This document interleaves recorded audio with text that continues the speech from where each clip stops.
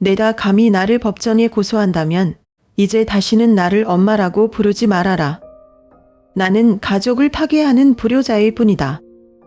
불의가 수반된다면 그 증오는 필요 없습니다. 어머니가 친정보다 재산을 더 소중히 여긴다면 나도 잃을 것이 없다.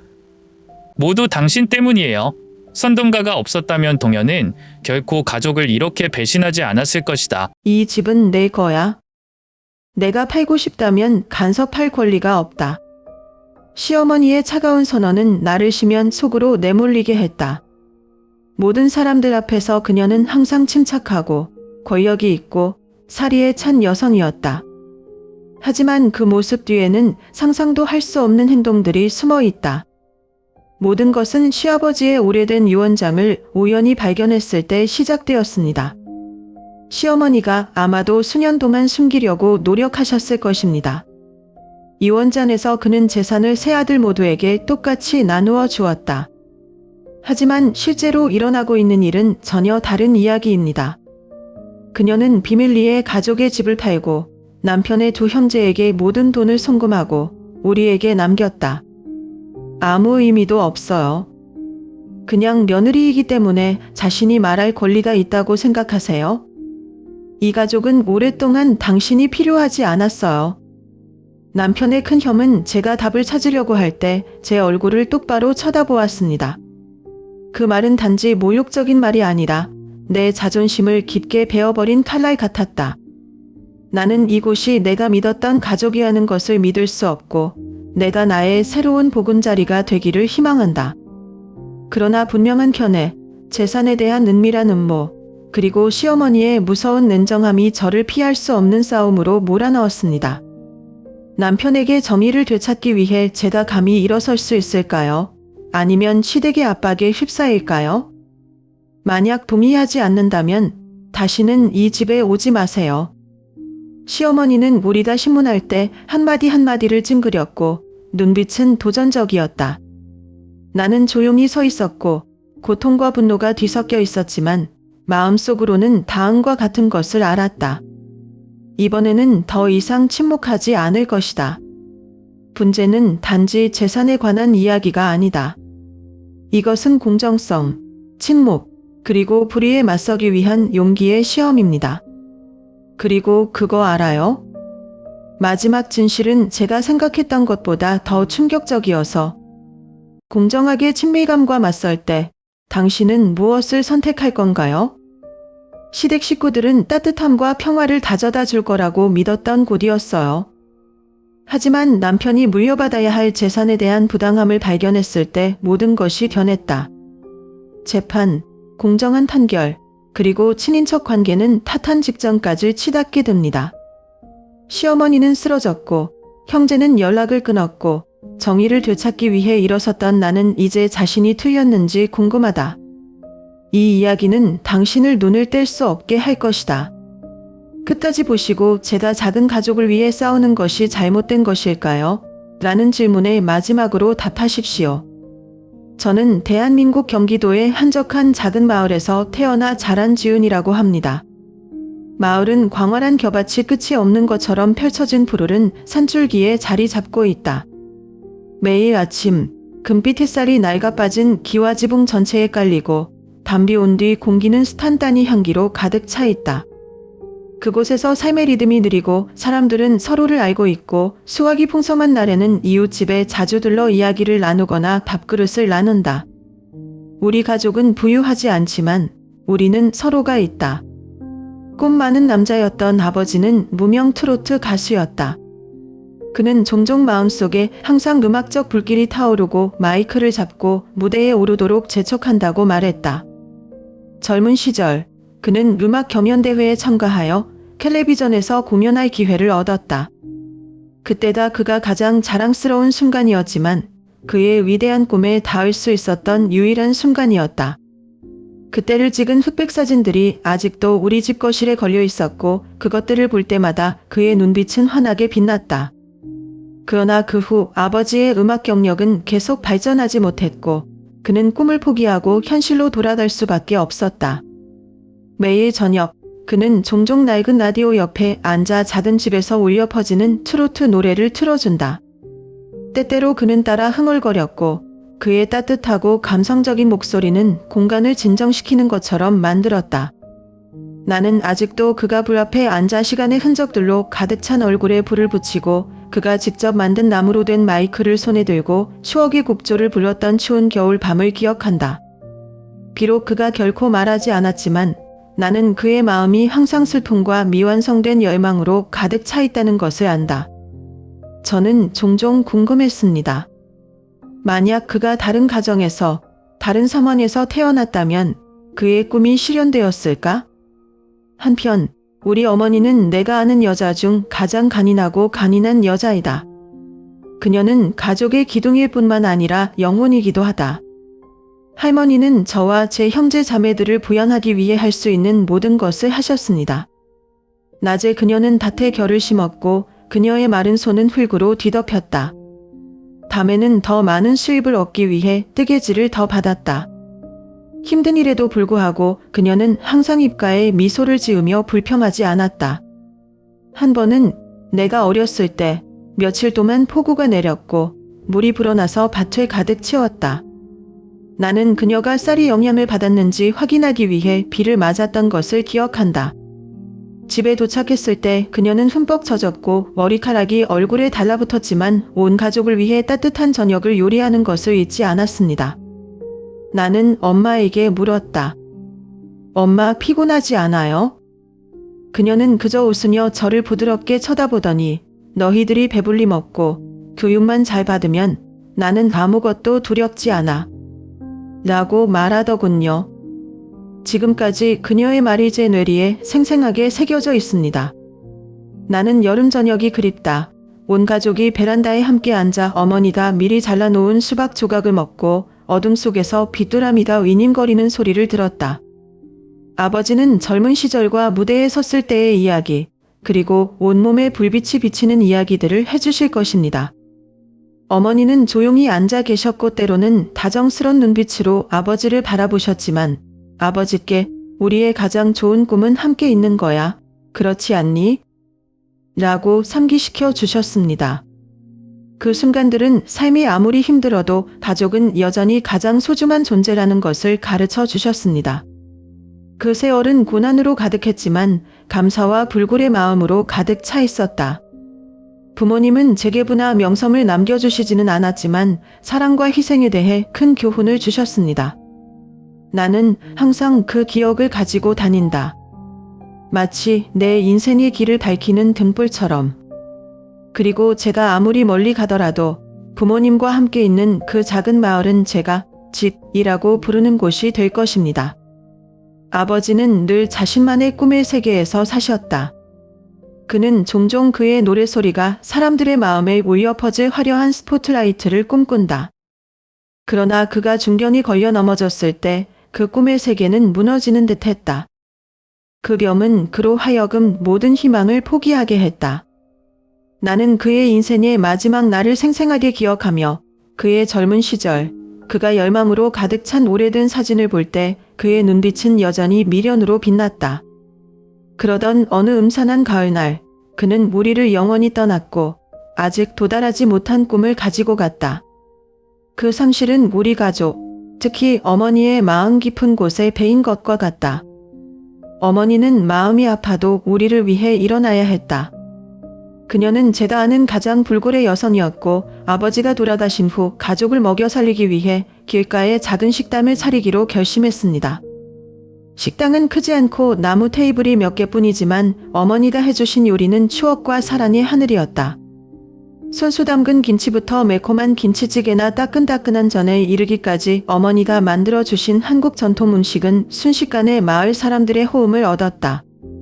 나는 여전히 부엌에서 분주하고 손이 빠르게 프라이팬을 뒤집고 얼굴에 피곤함이 드러났지만 눈빛은 여전히 희망으로 빛났던 어머니의 모습을 기억한다. 나와 남동생은 어머니의 희생을 잘 알고 있기 때문에 우리는 항상 공부를 잘하려고 노력한다. 좋은 점수를 받을 때마다 서둘러 달려가 어머니에게 자랑했고 어머니의 자랑스러운 미소가 저에게 가장 큰 원동력이었습니다. 제 남동생도 예외는 아니고 항상 자신뿐만 아니라 어머니를 돕기 위해 노력합니다. 가게에서 공부와 어머니를 돕는 시간을 나누어야 했지만 우리는 불평한 적이 없다. 저는 엄마가 해주는 모든 답, 모든 다느제의 옷, 어머니가 우리에게 주신 사랑스런 하늘이라는 것을 알고 있습니다. 온 가족의 끊임없는 노력 덕분에 생활이 점점 평온해졌다. 남동생과 제가 어른이 되어 졸업하고 직장에 다닐 때 어머니의 어깨에 가해지는 부담도 어느 정도 가벼워졌습니다. 하지만 내 영혼 깊은 곳에는 이루지 못한 꿈을 가진 아버지의 모습이 항상 강각관념으로 남아있다. 저는 종종 스스로에게 묻습니다. 당신이 후회하지 않을까? 인생의 마지막 날, 당신은 그 꿈이 가치 있다고 생각합니까? 비록 당신이 결코 성취하지 못했더라도? 그 질문들은 때때로 나를 괴롭히지만 동시에 내가 계속 걷게 하는 원동력이기도 하다. 꿈을 실현하기 위해 최선을 다하지 않고 흘러가는 아버지처럼 살고 싶지 않다. 그리고 저는 그가 꿈꿔왔던 정산에 도달하지 못했음에도 불구하고 그는 제게 소중한 교훈을 주었습니다. 꿈을 멈추지 않고 삶이 아무리 혹독하더라도 항상 최선을 다해 살아간다는 것입니다. 오늘 저는 지난 여정을 돌아보며 어머니의 희생, 아버지의 미완성된 꿈, 그리고 가족에 대한 사랑이 저를 형성하는 것들임을 알게 되었습니다. 삶이 나를 어디로 데려가든지 나는 항상 내가 자란 부모님의 일부, 평화로운 작은 마을의 일부를 마음속에 지니고 있다는 것을 기억한다. 동현 씨를 회사팀 미팅에서 처음 만났는데 그는 차분한 용모와 프로페셔널한 동작, 그리고 모든 것을 꿰뚫어 보는 듯한 날카로운 눈으로 나타났다. 그 순간부터 그에게서 묘한 매력을 느꼈다. 직장에서 그는 항상 진지한 태도를 유지하지만 능숙함이 부족하지 않고 다른 사람들이 함께 일할 때 항상 편안함을 느끼게 한다. 대화를 나눌 때 그의 따뜻한 목소리와 진심 어린 주의는 나를 특별하게 느끼게 한다. 점차적으로 함께 일하는 긴장된 시간들은 저녁 먹으러 가는 것으로 바뀌었고 그가 퇴근 후에 나를 집으로 데리러 올 때도 바뀌었다. 나는 미사여구를 잘 하지 못한다. 고 우리가 처음 한강변을 산책했을 때 그가 말했다. 하지만 나는 너와 함께 있으면 항상 켜마를 찾을 수 있을 거라고 믿어. 그의 진심 어린 눈빛과 함께 그 말은 나로 하여금 절대적으로 믿게 했다.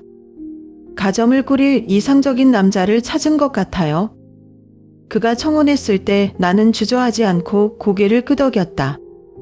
나는 우리의 사랑이 모든 시련을 이겨낼 만큼 충분히 큰 줄 알았다.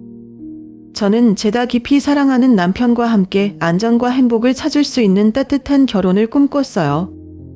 그러나 현실은 결코 꿈 같지 않다. 결혼 후 저는 결혼 생활이 제가 상상했던 것보다 훨씬 더 복잡하다는 것을 금방 깨달았습니다. 나에게 평화를 가져다 주겠다고 약속했던 동현이는 지금 나를 가장 외롭게 만드는 사람이다.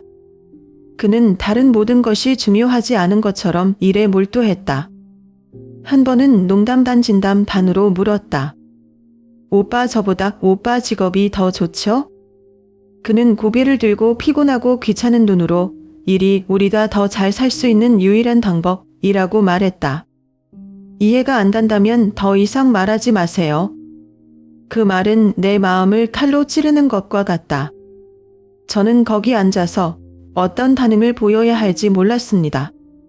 언제부터 내가 사랑하는 부드러운 남편이 그렇게 낯선 사람이 되었습니까?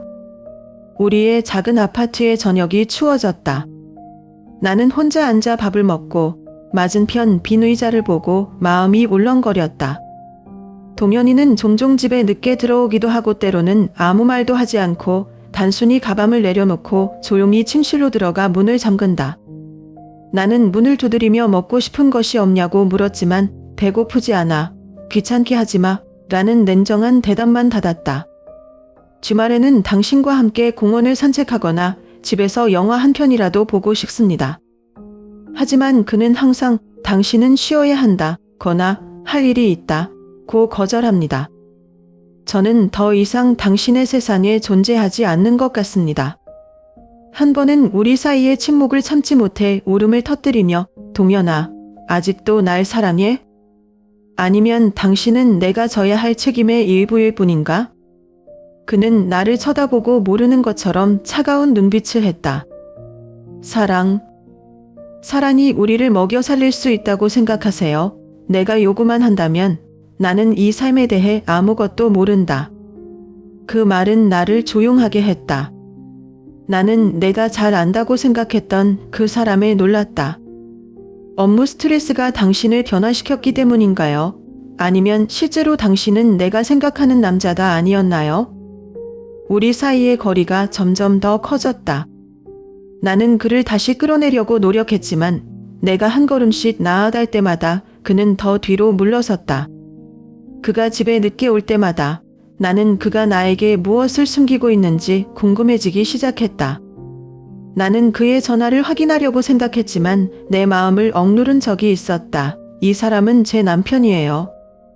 라고 나는 스스로에게 말했다. 난 그를 믿어야 해.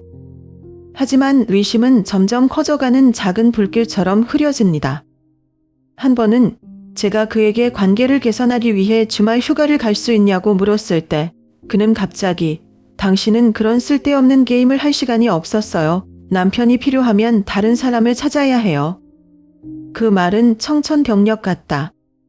화내야 할지 아파야 할지 모르겠어요. 그의 눈에 내가 소중하다고 느끼는 것 외에는 사치스러운 여행이나 다른 것은 필요하지 않다고 외치고 싶다. 하지만 나는 아무 말도 하지 않고 조용히 방으로 걸어 들어가 울기만 했다. 점차 우리의 사랑은 사라지지 않았지만 기대, 압박, 무관심의 먼지 속에 묻혔다는 것을 깨달았습니다. 나는 내가 계속 이렇게 살 수 있을지 궁금해지기 시작했다. 외로움과 고통만 가져다 준다면 결혼이 가치가 있을까? 아니면 사랑이 모든 것을 이겨낼 수 있다고 생각한 순간부터 내가 틀렸을까? 그 질문들이 내 마음속에서 계속 맴돌아서 나는 탈출구를 찾을 수 없었다. 저는 제 결혼 생활에서 낯선 사람으로 느껴지기 시작했고 그 어떤 것보다도 더 겁이 났습니다. 남편의 가족은 인천에서 가장 호화로운 지역에 위치한 큰 집에 사는 부유한 가족입니다. 그 집은 철문이 우뚝 솟아 있고 정원이 잘 다듬어져 있는 고풍스러운 결장 같지만 내부 분위기는 보기보다 무겁다. 그 집에 처음 발을 들여놓았을 때 모든 것이 지위, 명성, 업적으로 측정되는 다른 세계로 들어가는 것 같았다. 시아버지가 돌아가신 뒤 시어머니인 목순 여사가 전 재산을 물려받았다. 그녀는 강하고 예리하며 의견을 표현하는 것을 두려워하지 않는 여성입니다. 그녀의 결점은 항상 단호하고 아무도 감히 반대하지 않습니다. 냉정한 외모 아래 그녀는 가족과 재산을 진정한 CEO로 운영하는 법을 알고 있었습니다. 하지만 그 예리함은 제가 이 가족의 일원이 되었을 때 깨달은 명백한 부당함을 감추고 있었습니다. 그녀의 눈에 도면의 두 형제는 가문의 가장 큰 자랑거리였다. 맏형 준호는 재능뿐 아니라 의사소통의 능숙함 때문에 많은 사람들에게 존경을 받고 있는 유명한 의사이다. 둘째 현민재는 옥순 여사가 언급하면 늘 회심의 미소를 짓게 하는 성공한 사업가다. 그녀는 가족 모임마다 그들의 업적을 끊임없이 칭찬했습니다. 마치 그들이 가족에서 가장 빛나는 보석인 것처럼요. 그리고 제 남편 동현 씨는 막내 아들이지만 어머니로부터 상당한 인정을 받지 못합니다. 비록 그는 열심히 일하는 금융인이었고 항상 그녀를 실망시키지 않으려고 노력했지만 그의 모든 노력은 그녀의 눈에 결코 충분하지 않은 것 같았다. 한 번은 가족 저녁 식사 때 그녀가 차갑게 말했다. 준호와 민재를 보세요. 그들은 모두 엄마를 자랑스럽게 합니다. 그리고 아이들은 항상 일에 몰두할 수 있지만 별 성과가 없다. 오빠들한테 배우지 그래요. 그 말은 식탁 전체를 침묵에 잠기게 했다. 나는 동현이 고개를 숙인 채 한마디 반박도 하지 않은 것을 보고 동현이 비난에 익숙하다는 듯 쳐다봤다. 그가 숨기려 했던 고통스러운 눈빛을 보았을 때 내 마음은 아팠다. 그날 식사 후 당의 남편과 아내만 남았을 때 나는 부드럽게 그에게 말했다. 엄마에게 아무것도 증명할 필요가 없어요. 노력한 거 알아요. 하지만 그는 그저 싱긋 웃었습니다. 당신은 이해하지 못할 것입니다. 엄마 눈엔 난 영원히 열대나. 옥순 할머니의 견해가 엄마와 아들만의 문제가 아니라는 것을 깨닫기 시작했다. 그것은 그녀가 가족 모두를 대하는 방식에 심취해 있었습니다. 설날에는 온 가족이 모이면 항상 준호와 민재를 도면을 바라보는 방식과 다르다는 것을 느낀다. 그녀가 준비한 선물조차도 그 차이를 잘 반영한다. 준호에게는 명품 시계를, 민재는 비즈니스와 관련된 비싼 선물을, 동현은 심플한 셔츠 하나만 받았다. 비록 그가 말하지 않았지만 나는 그것이 그를 슬프게 한다는 것을 알고 있지만 그는 결코 어머니 앞에서 감정을 드러내지 않았다. 심지어 나조차도 할머니의 심판을 피할 수 없었다. 부유한 가정의 며느리로서 그녀는 내가 완벽한 역할을 해야 한다고 기대한다. 아내는 가족을 돌볼 줄 알고 시댁의 이름을 널리 알리는 방법을 알고 있다. 한 번은 내가 결혼 후 다시 일하러 갈 의사를 밝혔을 때 그녀는 솔직하게 말했다. 집에 있으면서 내 남편을 돌보는 게 좋을 거야? 이 가족은 집안에서 책임을 소홀히 하고 밖에서 바쁜 한년의 여성이 더 필요하지 않습니다. 그녀의 말은 나의 자존심에 타격을 입히는 것 같았다. 저는 제가 아무리 노력해도 할머니를 결코 만족시킬 수 없을 것 같아요. 그 큰 집에 살면서 나는 모든 것이 보기만큼 완벽하지 않다는 것을 이해하기 시작했다. 그 가문의 화려함 뒤에는 복잡하고 불공평하고 고압적인 관계가 있다. 하지만 가장 가슴 아픈 건 옥순 할머니가 동현 씨를 대하는 방식이었다. 나는 그가 완벽한 사람이 아니라는 것을 알지만 그는 가족의 다른 아이들처럼 사랑받고 인정받을 자격이 있다.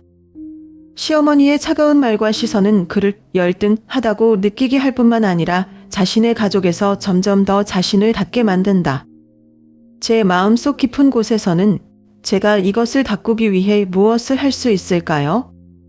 아니면 남편이 자신을 진정한 자녀로 인정하지 않는 가족의 압력을 받는 것을 지켜볼 수 있을까? 그 질문들은 내가 헤어날 수 없는 강박관념처럼 내 마음속에서 맴돌았다. 남편의 가족의 재산과 관련된 이상한 점을 발견했을 때 모든 것이 우연히 시작되었다. 그날 동현 씨의 작업실을 청소하던 중 책상 서랍 속에 섞여있던 낡은 서류 뭉치를 발견했다. 세월이 무르든 서류인 시아버지의 유언장이었다. 저는 호기심이 발동하여 그것을 보았고 그 글들은 저를 놀라게 했습니다. 유언장에 따르면 인천의 큰 집과 제주에 있는 넓은 땅을 포함한 시아버지의 전 재산은 세 아들 모두에게 균등하게 분배되었어야 했다. 그러나 실제로 그 재산들은 시어머니에 의해 동현의 두 형에게 비밀리에 양도되었다. 나는 조용히 앉아 종이책을 손으로 꽉 쥐었고 심장이 두근거렸다. 일련의 질문들이 내 머릿속에 떠올랐다. 이 유언장은 왜 시행되지 않았습니까? 시어머니는 왜 그렇게 하세요? 그리고 가장 중요한 건 왜 동현 씨가 이 일에 대해 아무것도 모르는 거죠? 그날 밤 나는 남편과 이야기하기로 결정했다. 내가 그에게 유서를 주었을 때 그의 눈빛은 놀라움으로 가득 찼고 상처로 바뀌었다. 그는 나를 보고 목이 쉬었다. 생각도 안 했는데 아버지께서 또 그 생각을 하셨다. 그런데 엄마가 확실해요. 나는 고개를 끄덕이며 손으로 양도 관련 서류를 가리켰다. 나는 그것들을 같은 서랍에서 찾았다. 동현은 오랫동안 침묵을 지키다가 결국 이렇게 말했다. 우리는 어머니에게 이것에 대해 물어봐야 합니다. 진실을 알아야 해. 다음 날 아침, 우리는 시어머니인 목순 씨와 대질하기로 결정했다. 우리가 거실에 들어섰을 때 할머니는 차를 마시며 평온한 표정을 지으며 앉아 계셨다. 동현은 종이책을 탁자 위에 올려놓으며 눈빛이 엄숙했다. 엄마, 아버지의 유언장에 대해 묻고 싶어요. 왜 그 안에 있는 재산은 아버지가 쓴 것처럼 나누어지지 않습니까? 옥순 할머니가 들어보이며 차가운 눈빛이 우리 둘을 스쳐 지나갔다. 그녀는 차를 한 모금 마시고 나서 찻잔을 내려놓고 차갑게 대답했다. 그것은 이미 지났습니다. 과거를 뒤엎지 마세요. 너희들은 엄마가 하는 일에 대해 물어볼 권리가 없다. 그 말은 내 마음을 칼로 찌르는 것과 같다. 그녀의 목소리에 냉정함이 공간을 얼어붙게 했다. 겸소 감정을 거의 드러내지 않는 도면은 이제 분노를 감추지 못한다. 하지만 엄마는 아버지의 뜻을 마음대로 바꿀 수 없다. 이것은 그의 유언장이며 그것은 분명히 합법적이다. 옥순 씨는 움찔하지 않고 아버지와 아들은 재산 관리에 대해 아무것도 이해하지 못한다. 고 간단히 대답했다. 엄마는 가족의 이익을 위해 그렇게 하신다. 받아들이지 않으면 그건 너희 일이다. 동현 씨를 보니까 주먹을 꽉 쥐더니 온몸이 떨리는 것 같더라고요. 나는 그의 마음속에 큰 폭풍이 있다는 것을 알고 있으며 분노, 상처, 무기력이 소용돌이치고 있다. 나는 침착하려고 노력했고 그녀에게 물었다. 그런데 왜 어머니는 재산을 세 사람 모두 아니라 두 사람에게만 이전합니까? 동현이도 엄마 아들인데 왜 공정한 대우를 못 받아요? 그녀는 나를 보고 반인미소가 차가운 얼굴에 나타났다. 동현은 그의 두 형과 같지 않다. 이런 것들을 관리할 능력이 없습니다. 가족 재산은 마땅한 사람에게 돌아가야 한다. 그 대답은 나를 침묵하게 했다. 켜내와 부리는 단지 행동이 아니라 그녀의 사고방식에 깊이 뿌리박고 있었다. 그녀의 눈에는 동현이 결코 충분히 훌륭하지 않고 결코 그럴 자격이 없다. 그녀는 그가 두 형제와 동등하게 설 권리가 없다고 오랫동안 결정한 것 같다. 거실을 나오면서 고개를 숙인 동현이 보이지 않는 짐을 지운 듯 어깨가 무겁다. 나는 그의 손을 잡고 조용히 말했다. 우리는 그들의 재산이 필요하지 않지만 당신은 공정한 대우를 받을 자격이 있습니다. 그는 부모님의 아들이고 어머니다 생각하는 것처럼 쓸모없는 사람이 아닙니다. 동현 씨는 눈을 붉히며 나를 바라보았다. 나는 이 불공평함에 익숙하지만 내가 그 말을 했을 때 다시 한번 가슴을 찔렀어요. 가끔 내가 정말 이 가족에 속하는지 궁금해. 그 말이 내 마음을 아프게 했다. 항상 자신을 증명하려고 애쓰는 강한 남자는 이제 그토록 깊은 상처를 드러낸다. 나는 그의 어머니로부터 받은 불의가 단지 표면상의 상처가 아니라 수년 동안 그의 영혼에 깊이 박혀 있다는 것을 안다. 그날부터 나는 남편이 더 이상 불평등을 겪지 않도록 하겠다고 스스로에게 다짐했다. 하지만 권력과 지위가 누구에게나 상관없이 모든 것을 결정하게 해준다고 믿는 시어머니 같은 사람을 어떻게 상대할 수 있을까요?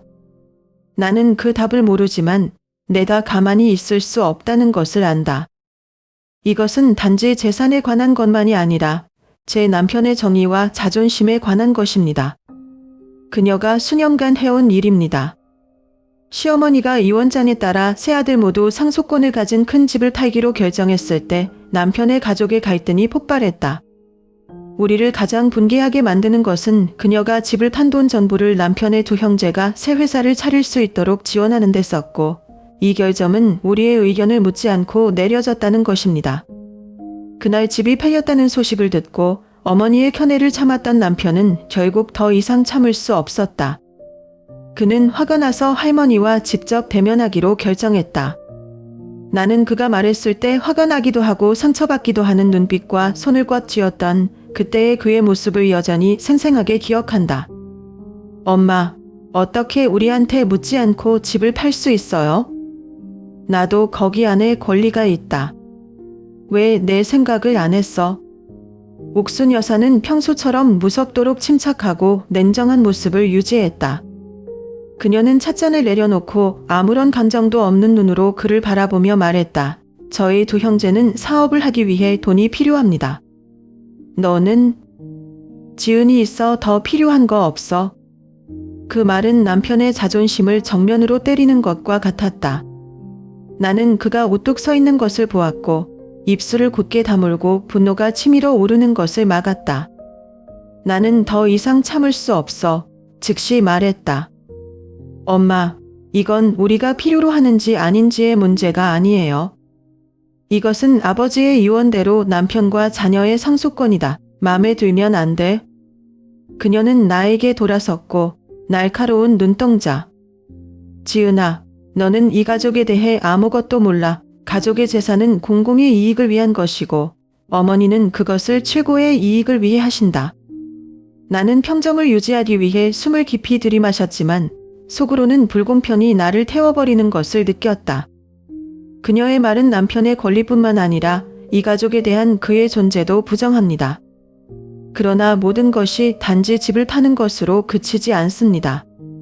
나는 남편이 그런 대우를 받는 것을 더 이상 가만히 보고 있지 않기로 결정했다. 변호사인 친구의 도움으로 시어머니가 한 일에 대한 더 많은 증거를 찾기 시작했습니다. 얼마 지나지 않아 아버지의 유언에 따라 남편의 이름을 딴 제주 땅 일부가 남편의 허락도 없이 시어머니에 의해 몰래 맏형 이름으로 넘어간 사실을 더욱 충격적인 사실을 알게 됐다. 나는 변호사가 나에게 양도증서 사본을 주었던 날을 분명히 기억한다. 저는 제 눈을 거의 믿지 않아요. 한 줄 한 줄, 도장 한 줄 모두 시어머니가 의도적으로 이 일을 묵묵히 했다는 것을 증명한다. 나는 손에 종이책을 들고 분노와 좌절감이 뒤섞였다. 그 서류를 제 남편에게 주었을 때 그는 그것들을 눈을 붉히며 조용히 바라보았습니다. 마지막으로 그는 한숨을 쉬며 말했다. 저는 항상 어머니가 저를 소중히 여기지 않는다고 생각했지만 저는 그녀가 이렇게까지 멀리 갈 수 있을 줄은 몰랐어요. 할머니는 재산뿐만 아니라 내 자존심도 앗아갔다. 그의 말은 나를 불난 집에 부채질하는 것처럼 만들었다. 이런 일이 계속되도록 놔둘 수 없다는 걸 알아요. 이것은 단지 재산에 관한 것이 아니라 남편의 공정성과 존엄성에 관한 것이다. 나는 그의 어깨에 손을 얹고 조용히 말했다. 우리는 그녀가 계속 그렇게 하도록 놔두지 않을 것이다. 내가 옆에 있을게. 우리는 재산뿐만 아니라 당신이 마땅히 받아야 할 만큼 존경받을 수 있도록 당신의 것을 돌려받을 것입니다. 그 순간부터 시어머니와의 전쟁이 쉽지 않을 것이라는 것을 알았다. 하지만 저도 이것이 제가 해야 할 일이라는 것을 알고 있습니다. 단지 남편을 보호하기 위해서만이 아니라 제가 믿는 가치들을 보호하기 위해서입니다. 그리고 이번에는 앞길이 아무리 험난해도 물러서지 않겠다고 다짐했다. 모든 것이 폭로되었을 때 남편과 시어머니의 갈등이 폭발했을 뿐만 아니라 저는 두 형제의 비난의 대상이 되었습니다. 그들은 내가 남편에게 재산 분쟁을 일으켜 가족 관계를 깨뜨리도록 촉구하는 사람이라는 비난을 서슴지 않는다. 그들의 가혹하고 악의의 찬말은 나를 당황하게 하고 상처받게 했다. 시어머니가 모든 것을 해결하기 위해 소집한 가족 모임에서 긴장이 고조되는 것 같았다. 남편은 자신이 겪은 부당함을 진술하려고 노력했지만 가족 중 아무도 들어주지 않았다. 나는 남편 옆에 앉아 그의 마음에서 분노가 치밀어 오르는 것을 분명히 느꼈다. 그러자 맏형 준호가 벌떡 일어나 나를 손가락으로 가리키며 큰 소리로 말했다. 그녀가 이 집에 들어온 날부터 우리 가족은 더 이상 평화롭지 않았습니다. 그녀가 선동한 것이 아니었다면 부녀는 결코 재산 다툼을 생각하지 않았을 것이다. 그 근거 없는 비난은 내 뺨을 때리는 격이었다. 나는 그를 똑바로 쳐다보고 침착하려고 노력했지만 화가 나서 목소리는 여전히 떨렸다. 그렇게 말하는 것은 불공평해요. 저는 남편이 가족의 진정한 구성원으로 대우받고 그의 권리를 존중받고 인정받기를 바랄 뿐입니다. 이 가족이 평화롭지 않다면 그것은 내 잘못이 아니라 오랫동안 존재해온 불공평과 편파 때문이다. 준호는 양보하지 않고 나를 계속 비난했고 둘째 현민재도 나를 향해 무시하는 눈빛을 던졌다. 그러나 나를 가장 고통스럽게 하는 것은 시어머니의 침묵이다. 화해를 하는 대신 그녀는 그들의 모든 말이 맞는 것처럼 두 장남의 편을 들었다. 마침내 그녀는 제 남편에게 돌아서서 방 전체를 침묵으로 빠뜨리는 한마디를 말했습니다. 엄마에게 동의하지 않으면 다시는 이 집에 발을 들여놓지 마세요. 그 말은 남편의 마음을 칼로 찌르는 것과 같다.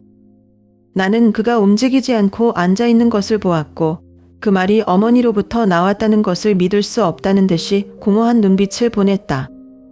그는 숨을 깊이 들이쉬고 일어나서 실망스러운 눈빛으로 할머니를 바라보았다. 저는 엄마가 그런 말을 할 수 있을 줄은 꿈에도 몰랐어요. 저는 공정하게 대우받고 싶을 뿐이지만 아마도 어머니의 눈에는 제가 결코 자격이 없는 것 같습니다. 엄마가 원하는 게 그거라면 난 떠날 거야. 하지만 멈추지 않을 거야. 나는 돈이 아니라 내 명예를 위해 내 것을 돌려받기 위해 모든 것을 할 것이다. 그리고 나서 그는 내 손을 잡고 이전에 집이라고 불렀던 집을 떠났고 지금은 아픈 기억과 배신만 남아있다. 그 다음 날들은 매우 힘든 시간이었다. 남편은 자신의 가족에게 거절당했기 때문에 고통에 빠졌지만 그는 그것이 자신을 쓰러지게 놔두지 않았다. 그는 정의를 되찾기 위해 법적 싸움을 계속하기로 결정했다. 나는 그가 많은 밤을 사무실에 앉아 법률 문서를 검토하고 변호사와 이야기하고 당신이 알고 있는 전쟁이 쉽지 않을 것이라는 것을 준비하는 것을 보았다. 나는 그가 가족의 불공평뿐만 아니라 마음의 고통에도 저항하기 위해 노력하고 있다는 것을 안다. 그가 조용히 앉아 있고 눈은 붉게 충혈되어 먼 곳을 바라보고 있는 담들이 있다. 나는 그에게 가서 그의 어깨에 손을 얹고 말했다.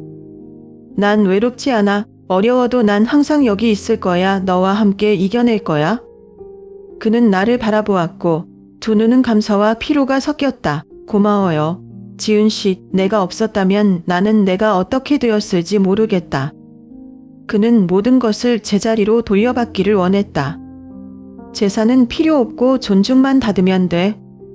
그 말들은 나로 하여금 그와 함께 할 결심을 더욱 굳게 했다. 이것은 단지 당신의 전쟁이 아니라 우리 둘 모두의 전쟁이다. 우리는 권리를 되찾기 위해 노력하고 있을 뿐만 아니라 가족의 명분에 가려진 불공정은 용인될 수 없다고 주장하고 있다. 비록 앞길이 험난할지라도 저는 멈추지 않을 것이라는 것을 압니다. 왜냐하면 우리가 찾고 있는 것은 공정할 뿐만 아니라 과거의 억압적이고 상처받은 속박으로부터의 자유이기 때문입니다. 말과 불만만으로 맞서면 시아버지의 유언에 따라 마땅한 재산을 되찾지 못한다는 것을 알고 있다. 이 가족에서 모든 주장과 감정은 시어머니의 권력과 견해에 압도된다. 그래서 저는 진실을 밝히기 위해 부인할 수도 숨길 수도 없는 명백한 증거를 찾아야겠다고 결심했습니다. 나는 과거 토지와 재산의 양도에 관한 모든 자료를 뒤지기 시작했다. 저는 더 이상 불공평하다는 느낌에 의존하지 않습니다. 이제는 소송을 제기할 구체적인 증거를 찾는데 전적으로 집중하고 있습니다. 매주 저는 제가 찾을 수 있는 모든 파일과 오래된 종이 조각을 살펴보기 위해 시간을 보냈습니다. 여러 날 밤 저는 책선 앞에 앉아 어떤 이상한 점을 발견하려고 노력하며 서류상의 모든 글을 주에 깊게 훑어보았다. 그러던 어느 날 제 노력이 결실을 맺었습니다. 가족 사무실의 낡은 서랍 속에 뒤섞인 서류 뭉치에서 시어머니와 맏형 준호 사이의 차용증 한 장을 발견했다. 옥순 할머니가 준호에게 사업 지원 대출 명목으로 거액을 건넨 종이가 자세히 적혀 있다. 이 돈이 시아버지의 유언에 따라 세 자녀 모두 물려받은 인천의 대저택 매각으로 번 돈과 정확히 일치한다는 점이다.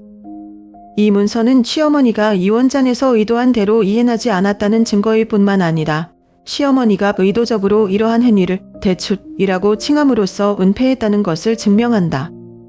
나는 분노와 흥분으로 손을 떨며 종이를 응시했다. 이것은 우리가 필요한 것입니다. 그녀가 제 남편의 유언장과 권리를 침해했다는 것을 증명할 만큼 강력한 증거입니다. 나는 종이를 들고 즉시 남편에게 달려갔다. 내가 그것을 그에게 주었을 때 그의 눈빛은 놀라움을 표시했고 그리고 내가 전에 본 적이 없는 확고함으로 바뀌었다. 이것은 우리가 필요로 하는 것입니다. 라고 그가 나지막하지만 결의에 찬 목소리로 말했다. 엄마는 항상 가족의 이익을 위해 모든 것을 한다고 말하지만 사실 그녀는 단지 두 사람의 이익을 보호하고 있을 뿐이다. 이걸 계속하게 놔둘 순 없어. 우리는 법적 절차를 준비하기 위해 즉시 변호사와 연락했다. 변호인이 서류를 훑어보았을 때 그는 이는 아주 중요한 증거로 옥순 여사를 원래 유언 위반과 재산관리권 남용 혐의로 고소하기에 충분했다며 고개를 끄덕였다. 그 후 며칠 동안 우리는 제가 이전에 발견한 제주 토지 양도 자료를 포함한 다른 증거들을 모아보는 시간을 가졌습니다. 조각 하나하나가 차츰차츰 쌓이면서 시어머니가 저지른 부당함과 위반에 대한 분명한 그림을 만들었다. 그러나 고소할 때 시어머니와 대면할 뿐만 아니라 두 형제의 격렬한 저항에 직면했다는 것을 알고 있습니다. 그리고 역시나 우리가 소송을 준비한다는 소식이 퍼지자 준호와 민재는 곧바로 남편에게 연락을 취해 막으려 했다. 동현 씨, 정말 어머니를 법정에 세우고 싶으세요? 준호가 전화로 빈정거리는 말투로 말했다. 저는 모든 사람들 앞에서 이 가족을 부끄럽게 만들고 있습니다. 그런 생각 안 해. 하지만 이번에는 남편이 더 이상 양보하지 않았다. 그는 단호하게 대답했다. 당신은 나에게 설교를 할 필요가 없습니다. 저는 돈을 위해서가 아니라 정의를 위해서 하는 거예요. 엄마와 오빠들이 나를 가족의 일부로 소중히 여기지 않았다면 나는 잃을 것이 없다. 통화는 조용히 끝났지만 나는 더 큰 폭풍우가 우리 앞에 기다리고 있다는 것을 알았다. 그러나 그것은 나를 두렵게 하지 않았다. 나는 남편 옆에 서서 그의 손을 꼭 잡고 말했다. 나는 이 일에서 외롭지 않다. 우리는 단지 권리만을 위해 싸우는 것이 아니라 당신 자신의 가치를 위해서도 싸웁니다. 그들은 당신이 이 가족에 위치한다는 것을 이해해야 합니다. 내 말이 당신에게 힘이 되는 것 같아요. 나는 이 전쟁이 쉽지 않을 것이라는 것을 알고 있었지만 우리는 준비가 되어 있었다. 우리는 더 이상 간전이나 실망으로 싸우지 않고 진실과 정의로 싸운다. 이것은 단지 재산에 관한 것이 아니라 제 남편이 오랫동안 받을 자격이 있는 인정받고 존중받을 권리에 관한 것입니다. 재판 중에 시어머니는 모든 것이 자기 뜻대로 될 것이라고 확신한 듯 자신만만한 모습으로 나타났다. 노련한 변호인단으로 대표되는 그녀는 시아버지가 돌아가신 후 재산관리인으로서 모든 관련 사안을 결정할 전권이 있다고 변명했다. 그녀는 또한 자신이 하는 일이 가족을 위한 최선의 이익을 위한 것이라고 강조했다. 나는 남편 옆에 조용히 앉아 그녀의 몸짓과 말 한마디를 관찰했다. 그녀는 권력을 과시하려고 노력했지만 변호사들이 부인할 수 없는 증거들을 제시했습니다. 그녀와 맏형 사이의 차용 증서, 불투명한 양도 서류, 그리고 아이들의 의견을 묻지 않고 집을 자의적으로 팔았다는 사실 등이 있었죠. 그녀의 자신감은 흔들리기 시작했습니다. 법원이 그녀에게 이러한 행위를 설명하도록 요청했을 때 그녀의 눈빛에 당황스러움이 분명히 떠올랐지만 그녀의 대답은 약한 변명일 뿐이었다. 저는 가족의 재산을 보호하기 위해 그렇게 했습니다. 나는 내 아이들의 허락을 받을 필요가 없다고 생각한다. 우리 변호사는 냉정하게 대답했다. 그러나 남편의 유언에 따르면 모든 재산은 세 아들 모두에게 균등하게 분배되어야 합니다. 그녀가 그들의 동의 없이 재산을 임의로 양도하고 다른 용도로 사용하는 것은 위법입니다. 재판은 긴장으로 이어졌다. 나는 남편을 쳐다보고 등을 곧게 펴고 앉아있는 그를 보았고 얼굴은 감정을 드러내지 않았지만 그의 꽉 잡은 손은 모든 것을 말해주었다. 이는 법적 투쟁일 뿐만 아니라 너무 오랫동안 짓밟혀온 자존심과 명예를 되찾기 위한 싸움이기도 하다. 결국 부인할 수 없는 증거로 나머지 재산은 시아버지의 원래 유언대로 세 아들 모두에게 균등하게 나눠야 한다는 법원의 판결이 나왔다. 시어머니가 동의 없이 한 이전의 모든 이적 결정은 무효로 선언되었다.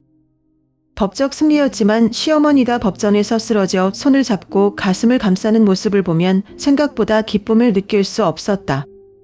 그녀는 법정을 떠날 때 아무 말도 하지 않고 조용히 변호사에게 의지하여 떠났다.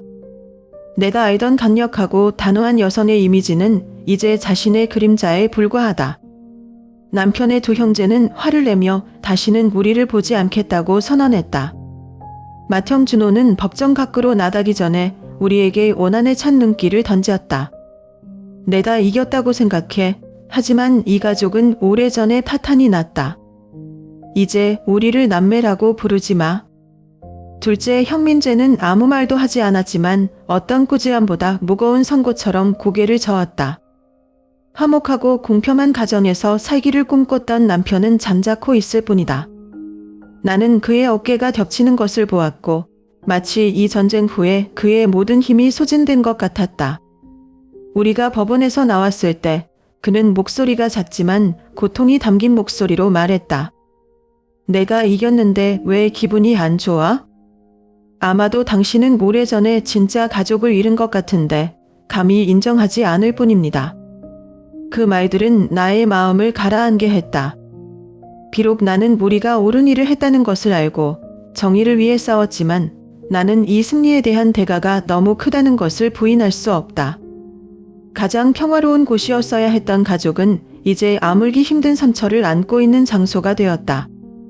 우리가 집에 도착했을 때 나는 남편 옆에 앉아 그의 손을 잡고 말했다. 이것이 완전한 승리가 아니라는 것을 알고 있습니다. 하지만 적어도 우리는 당신의 것, 당신의 아버지가 원하는 것을 보고했습니다. 모든 게 무너져도 우리가 다시 시작할 수 있다고 믿어요. 그는 나를 보고 피곤하지만 희망의 눈빛을 보였다. 당신은 받아들일 시간이 필요할 것 같아요. 항상 나와 함께 해줘서 고마워. 재판에서 이기는 것이 완전한 기쁨은 아니지만 그것은 해탈을 가져온다. 즉, 우리가 가치관에 맞게 살 수 있는 새로운 시작은 더 이상 불공평과 편에 의해 억압되지 않는다. 그러나 마음속 깊은 곳에서 나는 여전히 궁금했다. 이 상처들이 결코 아물지 않을까? 가족이 치유할 기회가 있을까? 아니면 이것이 영원한 분열이 될까? 그 질문들은 제 마음에 빈 공간을 남겼고 시간만이 대답할 수 있는 공간을 남겼습니다. 재판이 끝난 후 모든 것이 종말을 고하는 것처럼 보였지만 이 승리에 대한 대가는 여전히 매일 우리를 괴롭혔다. 시어머니는 우리 삶에서 물러났고 그녀는 더 이상 예전처럼 권위적이고 간인하지 않다. 그녀는 가족이 서로에게 준 상처로부터 도망치려는 듯 모든 아이들을 피해 교회의 작은 집에 혼자 살기 위해 이사했다. 가끔 저는 그녀가 후회하는지 아니면 그녀가 한 일이 옳다고 믿는지 궁금할 때가 있습니다. 하지만 그 질문에는 답이 없었습니다. 왜냐하면 그녀는 더 이상 우리와 마주하고 싶어 하지 않았기 때문입니다. 남편의 두 형제는 모든 연락을 끊었다. 그들은 결코 전화도 문자도 하지 않았고 심지어 제 남편의 모임 초청도 거절했습니다. 나는 당신이 그들과 다시 연결하려고 여러 번 시도했다는 것을 알고 있지만 모두 단호하게 거절당했다. 한 번은 큰형 준호에게 전화로 다음과 같이 말하는 것을 들었다. 저는 제 가족이 영원히 이렇게 되는 것을 원하지 않아요. 다시 시작할 수 있어요. 이렇게 하면 안 돼요. 하지만 준호의 대답은 전화를 끊기 전 차가운 침묵일 뿐이었다. 나는 남편이 가족에 대해 말할 때마다 남편의 눈빛에서 고통을 분명히 볼 수 있다. 비록 정의를 되찾았지만 그는 육체적 관계가 깨졌을 때 완전히 기뻐할 수 없었습니다. 한 번은 조용한 저녁에 그는 창가에 묵상하고 앉아있다가 나에게 돌아와서 말했다. 저는 항상 우리가 다르게 할 수 있는지 자문합니다. 가족을 이렇게 해치지 않고 정의를 지킬 수 있는 방법이 있을까요? 뭐라고 대답해야 할지 모르겠어요. 그것은 제가 매일 밤 스스로에게 던지는 질문이기도 합니다. 그것이 가족들에게 상처를 줄 것을 알면서도 불의에 맞서 일어서기로 결정한 것이 옳은 일이었을까? 아니면 내가 정의를 사랑 위에 올려놓고 분단과 결코 치유되지 않는 상처로 교환하는 것이 잘못된 것일까요? 하지만 우리가 되찾은 집에서 우리 두 아이가 노는 것을 볼 때마다 나는 내가 해야 할 일을 했다고 느낀다. 이 집은 물질적인 재산일 뿐만 아니라 제가 작은 가족에게 바친 보호의 상징이기도 합니다. 나는 아이들이 불공평과 편애가 당연하게 받아들여지는 환경에서 자라는 것을 원하지 않는다. 저는 아이들이 때때로 옳은 것을 지키기 위해 우리는 손실을 감수해야 한다는 것을 알았으면 합니다. 한 번은 아이들이 집집마다 뛰어다니며 단순한 행복에 웃으며 노는 것을 보고 남편에게 조용히 말했다. 우리는 과거를 바꿀 수는 없지만 아이들을 위해 더 나은 미래를 만들 수 있습니다. 내가 옳은 일을 했다는 걸 알아. 대가를 치르더라도. 그는 고개를 끄덕였고 눈은 여전히 약간 무거웠지만 나는 작은 섬광이 번쩍이는 것을 보았다. 시온과 희망의 섬광. 그럼에도 불구하고 질문은 여전히 나를 따라다녔다. 내가 아니었다면, 너였다면 이 섬원에서 어떻게 했을까? 가족을 깨뜨릴 줄 알면서도 싸우기로 한 내가 잘못한 걸까? 아니면 이것이 자신의 것을 보호하고 자녀의 미래를 보호할 수 있는 유일한 방법인가요? 어쩌면 완벽한 정답은 없을지도 모릅니다. 왜냐하면 때때로 인생은 불완전한 것들 사이에서 선택을 강요하기 때문입니다. 하지만 가장 중요한 것은 우리 다 믿는 것을 위해 일어서는 것이고 결과가 좋든 나쁘든 그 결과를 받아들이는 것이라고 믿습니다. 당신은요, 제 입장이라면 어떻게 하시겠어요?